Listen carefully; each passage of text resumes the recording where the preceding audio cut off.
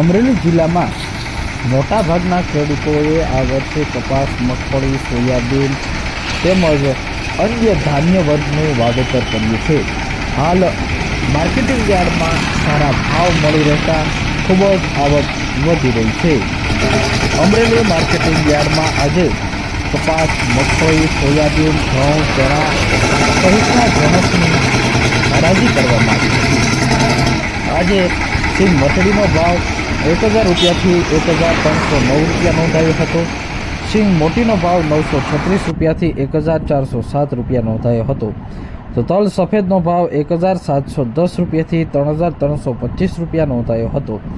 તો તલ કાળાનો ભાવ 2295 રૂપિયાથી 3255 રૂપિયા નોંધાયો હતો. અને તલ કશ્મીરીનો ભાવ આજે 4020 રૂપિયા નોંધાયો હતો.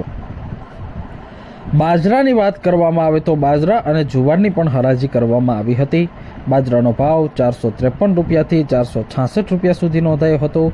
જુવારનો ભાવ 523 રૂપિયાથી 1204 રૂપિયા સુધી નોંધાયો હતો.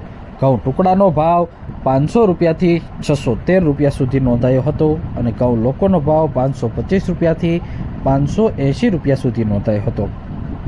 મગનો ભાવ 1721 રૂપિયાથી 1960 રૂપિયા નોંધાયો હતો. અડદનો ભાવ 1735 રૂપિયાથી 1832 રૂપિયા સુધી નોંધાયો હતો. ચણાનો ભાવ 750 રૂપિયાથી 1226 રૂપિયા સુધી નોંધાયો હતો. તુવેરનો ભાવ 850 રૂપિયાથી 1880 રૂપિયા સુધી નોંધાયો હતો. કપાસનો ભાવ 967 રૂપિયાથી 1459 રૂપિયા સુધી નોંધાયો હતો. સૌથી વધુ માર્કેટિંગ યાર્ડમાં આજે કપાસની આવક નોંધાઈ હતી. તો એરંડાનો ભાવ 1000 રૂપિયાથી 1145 રૂપિયા નોંધાયો હતો. રાઈનો ભાવ 1200 રૂપિયાથી 1220 રૂપિયા સુધી નોંધાયો હતો.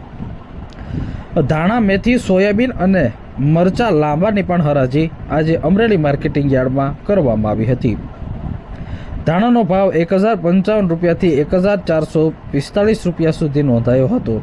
મેથીનો ભાવ 1050 રૂપિયાથી 1175 રૂપિયા સુધી નોંધાયો હતો.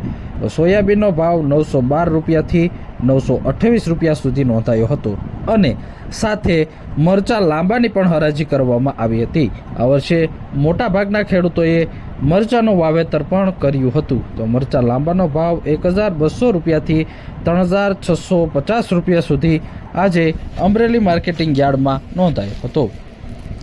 તો સાથે સૌથી વધુ આજે કપાસની 977 ક્વિન્ટલની આવક નોંધાઈ હતી. ત્યારબાદ સિંગ મટડીની 716 ક્વિન્ટલની આવક નોંધાઈ હતી. સિંગ મોટીની આજે 693 ક્વિન્ટલની આવક નોંધાઈ હતી.